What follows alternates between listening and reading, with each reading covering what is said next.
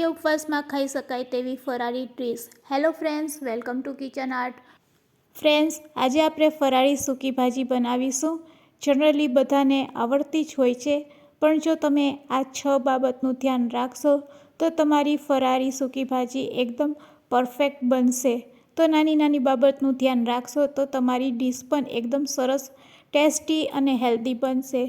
અને મારી ગેરંટી છે કે એકવાર જો તમે આ રીતે સૂકી ભાજી બનાવતા શીખી ગયા, પછી વારંવાર આ રીતે જ બનાવશો। જે કોઈ ખાશે તે તમારા ખૂબ જ વખાણ કરશે। તો ચાલો, વ્રત કે ઉપવાસમાં ખાઈ શકાય તેવી સૂકી ભાજી આજે આપણે બનાવતા શીખીશું। રેસીપી સારી લાગે તો લાઈક અને શેર કરજો। મારી ચેનલ ઉપર નવા હોય અને મારી ચેનલને હજુ સબસ્ક્રાઈબ ન કરેલ હોય તો સબસ્ક્રાઈબ કરી બાજુનું બેલ બટન દબાવવાનું ભૂલશો નહીં, જેથી કરીને મારા નવા વિડીયોનું નોટિફિકેશન તમને મળતું રહે। તો સૌપ્રથમ અહીંયા આપણે 2 ચમચી જેટલા સિંગદાણા લેશું અને આ સિંગદાણાને આપણે મિક્સર જારમાં ગ્રાઇન્ડ કરી લેશું।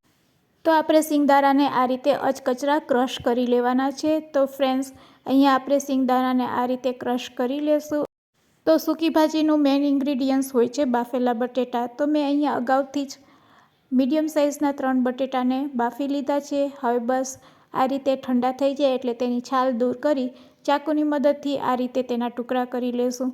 તો ફ્રેન્ડ્સ, અહીંયા મેં બધા બટેટાના ટુકડા કરી લીધા છે। તો ચાલો હવે આપણે ગેસની ફ્લેમ ચાલુ કરીશું અને એક કડાઈમાં તેલ ગરમ કરીશું। તો અહીંયા આપણે ફરાળી ડીશ રેડી કરીએ છીએ, તો તેના માટે અહીંયા આપણે પહેલાં વેફરને તળી લેશું। તો આ ફરાળી વેફર છે બટેટાની, તેને પહેલાં આપણે તળી લેશું તેલમાં। આ જ કડાઈ અને આ જ તેલમાં આપણે સૂકી ભાજી બનાવવાના છે। તો તમારે જ્યારે પણ સૂકી ભાજીની ડીશ રેડી કરવી હોય તો તેલમાં પહેલાં જે વસ્તુ તળવાની હોય તે તળી લેવાની। તો મેં અહીંયા વેફરને તળી લીધી છે। હવે મરચાંને તળવા માટે આપણે મરચાંમાં ચાકુથી કટ લગાડશું અને પછી તે આ રીતે તેલમાં તળી લેશું। તો અહીંયા આપણા મરચાં પણ સરસ તળાઈ ગયા છે, તેને પણ આપણે તેલમાંથી બહાર કાઢી લેશું। બસ ફ્રેન્ડ્સ, હવે જેટલું તેલ છે તેમાં આપણે સૂકી ભાજી બનાવીશું।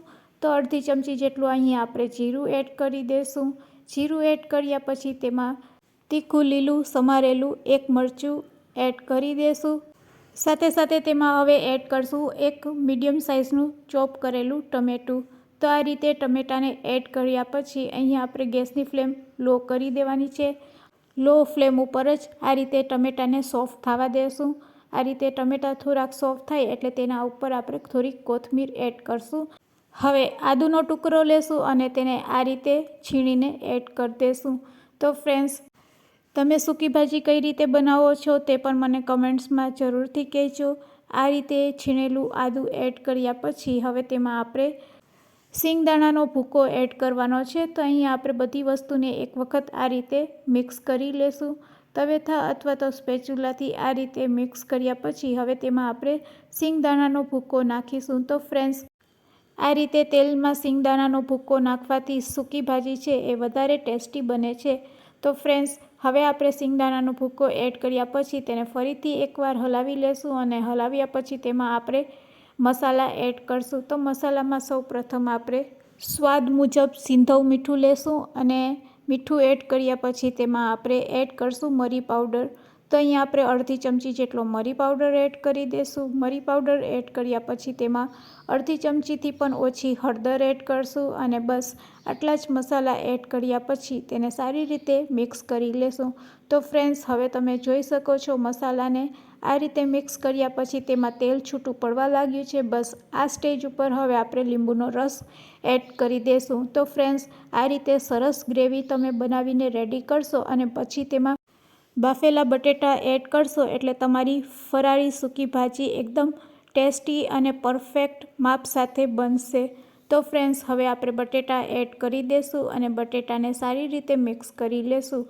તો આ રીતે સારી રીતે મિક્સ કર્યા પછી આપણે ગેસની ફ્લેમ બંધ કરી દઈશું। તો ફ્રેન્ડ્સ, ફરાળી સૂકી ભાજી બનાવવા માટે જો તેલ પરફેક્ટ હશે, ગ્રેવી પરફેક્ટ હશે તો તમારી સૂકી ભાજી પણ એકદમ પરફેક્ટ જ બનશે। તો અહીંયા આપણી સૂકી ભાજી બનીને રેડી છે। બસ હવે રેડી કરેલી ડીશમાં આપણે તેને સર્વ કરી દઈશું। તો ફ્રેન્ડ્સ, રેડી છે આપણી ફરાળી સૂકી ભાજી। સર્વ કરવા માટે તેને દહીં સાથે આપણે સર્વ કરીશું। દહીં સાથે આ સૂકી ભાજી ખૂબ જ ટેસ્ટી લાગે છે।